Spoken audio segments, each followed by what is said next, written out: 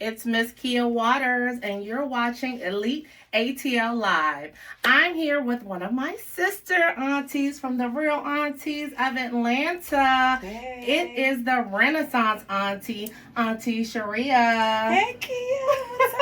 I'm so excited to be here. Oh, I'm so happy to have you, Renaissance Auntie. Renaissance, yes. That name suits me just perfectly. Yeah, we were previously Sunday at P. Brown Live's 20-year anniversary. Shout out to P. Brown Live. We love you and everything that you have done for this city and everything you have done for us, honey. And you were on stage and rattling off, honey, all your skills and everything you do. Girl, hit me one more time. Tell our leaders everything that you do as the Renaissance Auntie. Okay, so it all began with music and entertainment. I've been doing music since I was 13 years old. I had a record deal when I was 18 with Soleil. And then I went to college. That was my track and field or whatever career that led to me coaching.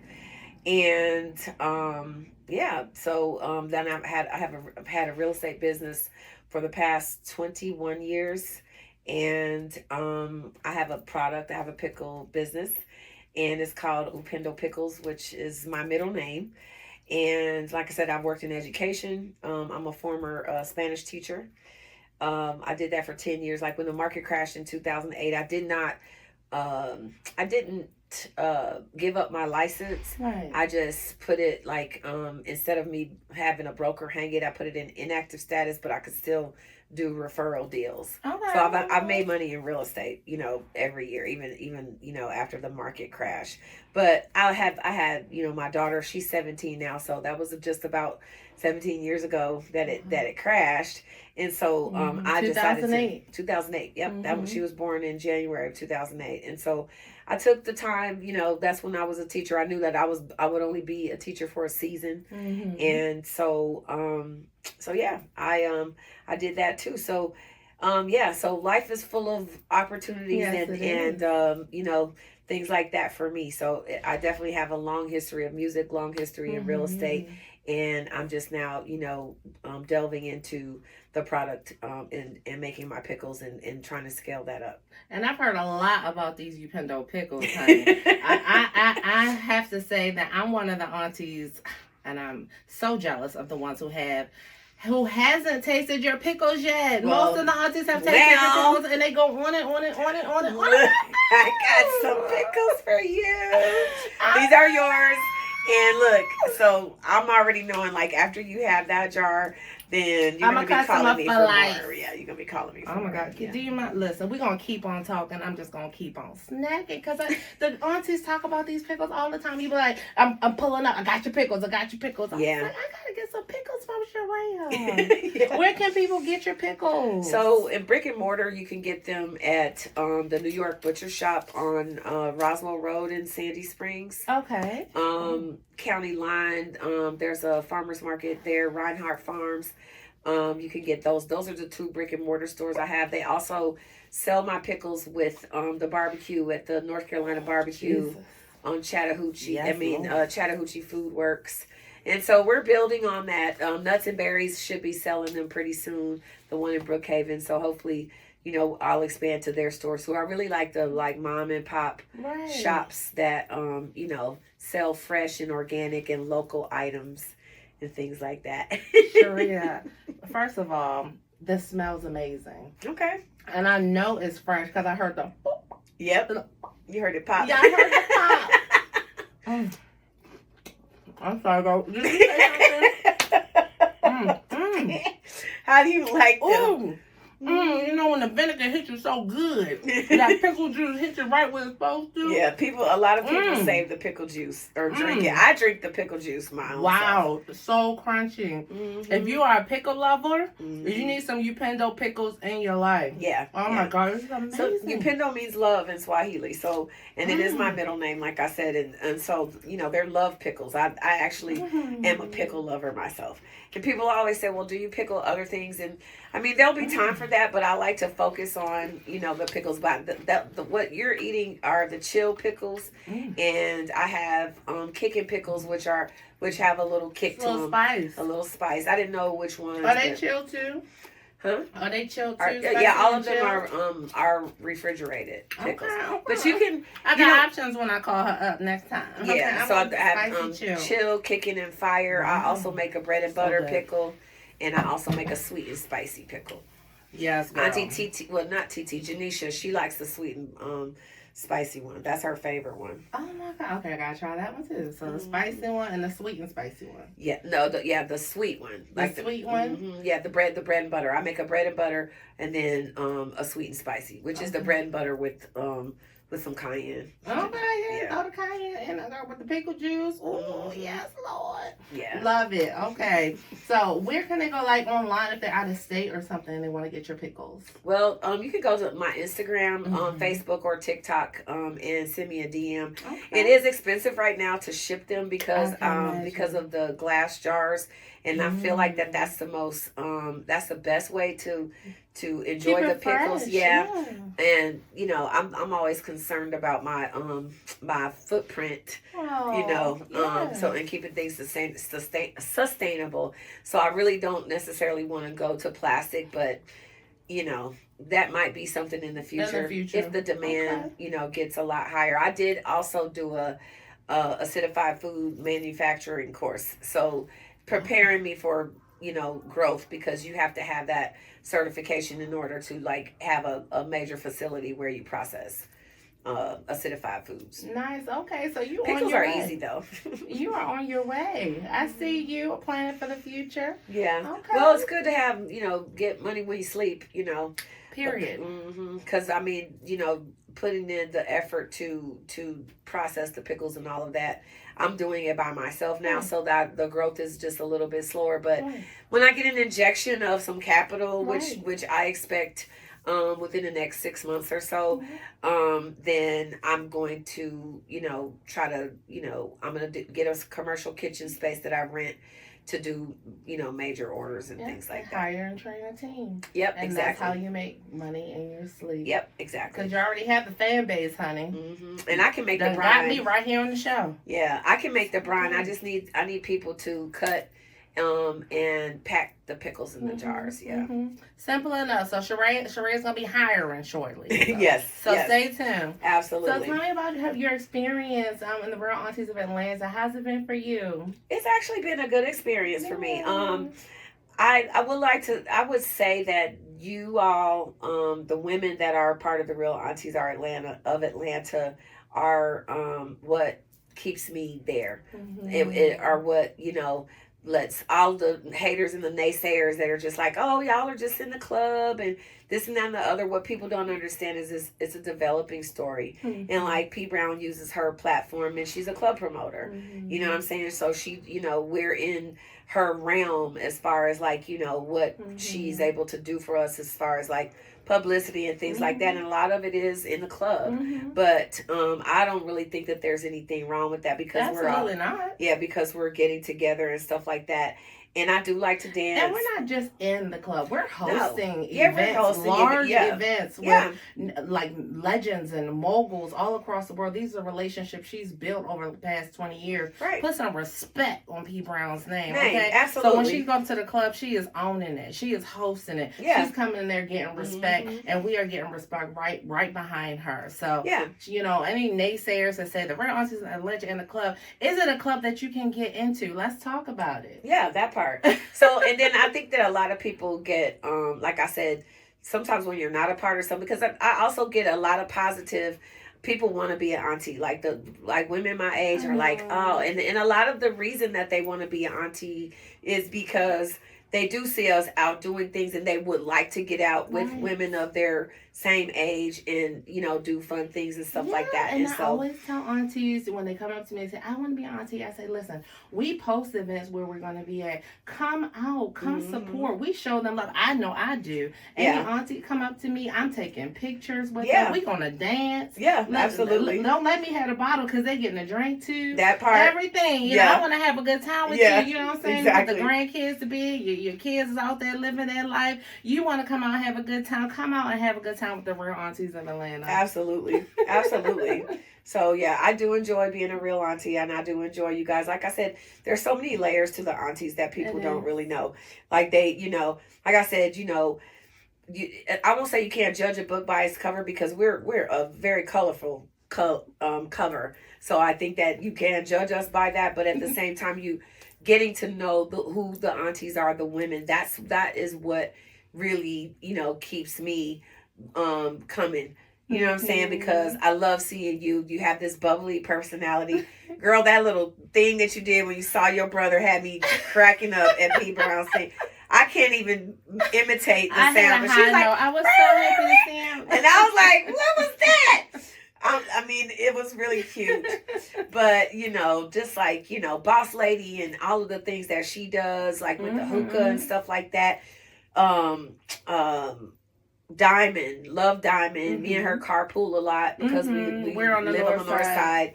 Yeah, and she's a very wise woman. Yes, ma'am. And I like that. I like that having, and she's also real calm, and you know what I'm saying. So I like that. And fancy. She does know how to put it together. That's for sure. Excuse me, but yeah. So like I said, there's just so many. There's just so many. Tisha and her crazy self. You know what I'm saying? Yeah, because all these colorful personalities, and I love Jewel. Yeah, it's a sisterhood for me. I got sisters of all personality, all temperaments, all skill levels, all talents, all levels of genius, and I never thought I'd be so lucky. Right. So I think like I said, my experience has been good. Hey, I love that. Yeah. And I love you. Yes. I love you too. So what's next for you, Shurhea? Whew, child. So I am going to do some more music. Yeah, I haven't put anything out like in probably 2 years. And music is something that y'all don't really know that I, do, but I mentioned it a couple of times. I have, okay, but like when we were in rooms with music people, like most people, know me from music here in Atlanta because I've been doing it for so long. I actually did just do Women for Music. I did they had a cipher, so we all sang different parts. We did it to an Ashanti beat or something like that, and that's something that's going to be coming out whenever they put this. So are you rapping or singing? I'm singing. Okay. The Women for Music. Yeah, I haven't rapped in a long time. My best friend, is Soleil, and so she raps. And I do, I write with her. I do, like a lot of hooks and stuff like that. Like her last album, Encoded, I think I'm on like 4 of the records on that album. Nice. And then we've worked on a couple of new things. And she's like, girl, we got to get back in the studio. And I'm like, yeah. I'm trying to, get her to redo a song that we did when we were teenagers from our demo that got us the record deal. Nice. It's called Strong Black Woman. She was like, Shurhea, I gotta hear it again. And I'm like, yeah, because it's really a good song. And I think if we redo the beat or whatever, you know what I'm saying, that it would be something like nostalgic, to see like the roots where she came from, like her fans will be able to see. And then, you know what I'm saying, like it would be something, cool to do something nostalgic like that, because I haven't rapped, girl. I haven't rapped in a long time. Not saying that I can't. If it's in you, it ain't on you. It's gonna be like riding a bike. Exactly. I can write rhymes. That's not that. I started doing that.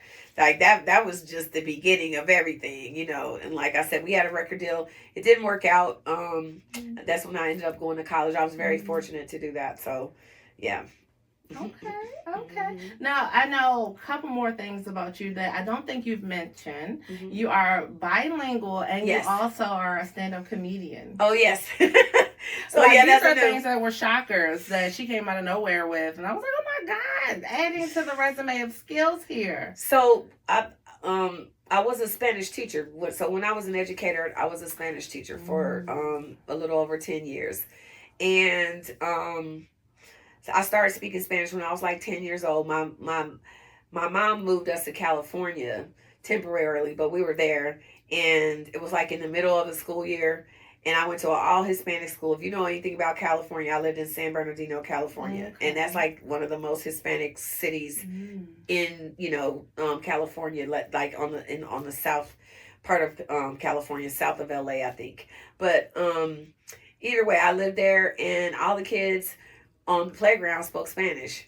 So I started learning the language then, and then I the rest of it I did in school. I minored in Spanish in college, and around the time that the market crashed, one of my neighbors who became a mentor for me because she was a Spanish teacher, and she and I used to always converse in Spanish, and she was like, Shurhea, she was like, you know enough Spanish, like you need to because she recognized, because we used to work out together and stuff like that and carpool with our kids. Yeah. And I was like, girl, I cannot do this REO stuff, because when the market crashed in 2008, real estate was kind of a dirty business. You had to work with banks that was putting people out, people that had all these houses and stuff like that, and it was very like taxing. Imagine, yeah. And so it was a rough time. And so she was like, girl, you can take the GACE. I didn't know that you could actually, that there was a different pathway to becoming a teacher if you didn't actually, get a degree in education. But there is, and it's called the GACE, the Georgia's, I don't know the acronym. Right. But either way, a Georgia Assessment for Certification of Educators. That's what it is. Okay. The GACE. So I took the GACE, and I became provisionally certified. And then, like, later on, I went on to get my master's in bilingual education. Nice. And then probably like a year or so after that, I left the school system. But it was because they had abolished the job at the school that I was working at. And then I got another offer to help to be a VP of sales for South American sales. Because one of my other best friends that I used to sing with, she was running operations for a company that needed to expand into South America, and I couldn't turn her down, because she was gonna pay me a little bit more than I was making as a teacher. You know what I'm saying? And like I said, it was a season for me. So now the GACE, do you recommend this certification for maybe young what's the word, them pickles, I got them pickles in my mind, girl.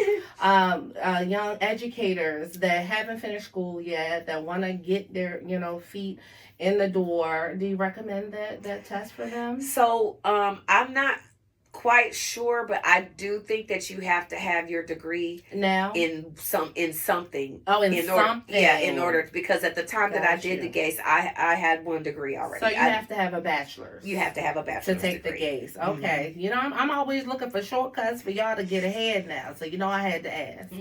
Okay. But they do have now. You can substitute teach. And I know that DeKalb County is good for growing teachers, growing educators. They like to, like if you start out as a substitute teacher or a paraprofessional, so you don't necessarily have to, but they will help you finish school.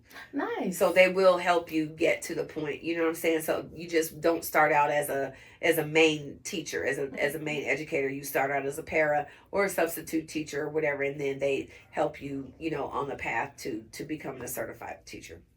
That's nice. Is there any financial assistance that comes along with it? Yeah.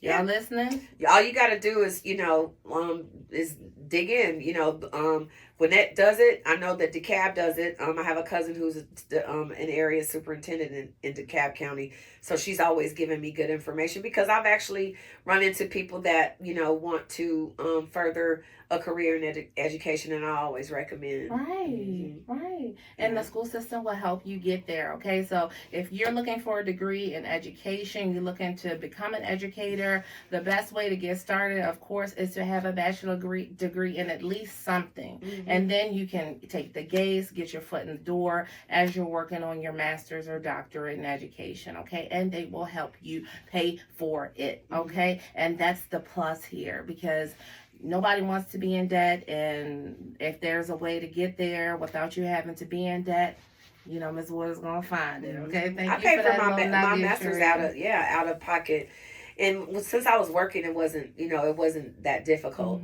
Believe it or not, it's not, you can further your education always, and it doesn't have to be like super expensive or anything like that. Absolutely, but you got to find the way to do it. You got to find ways, and then you have to be determined. And you have to be determined. Yeah, you have to set aside the time. Like I was up many a night writing papers and things like that. But the things that I learned were, invaluable and stayed with me. So But yeah. Any advice to our young nieces out here?